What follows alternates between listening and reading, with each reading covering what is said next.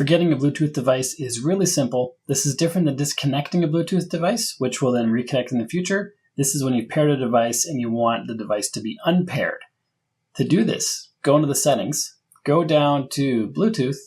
This is on the main settings page, and you see all your devices here. And as you can see, I've got a heck ton, and they're all currently not connected. Their connection status does not matter for this. They can be connected or not connected.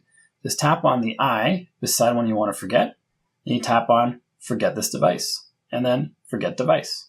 Tap on this one. Let's forget this device too. And if you tap on something more complicated, like Apple AirPods, it has a bunch more information, but you can still forget this device. And then that will mean when this device is close to your phone, it won't automatically connect. It will just sit there. You can pair it if you want. To pair it, you have to turn off your Bluetooth. You don't have to, but it helps. You turn off Bluetooth, you turn off and on the device you want to connect, bring them close to each other, and then the other device will show up in a different list outside of this not connected one. It'll show that there's a Bluetooth device nearby. You can tap on it and then pair it.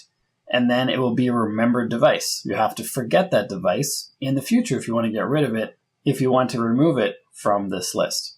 If you find that your iPhone has been slowing down lately, it could be that there's malware or a virus on it. To check for that, watch this video. It also shows you how to remove malware and viruses if there are any. So make sure you check that out next. And if you got value from the video you just watched, like and subscribe to let me know, and I'll see you on this one.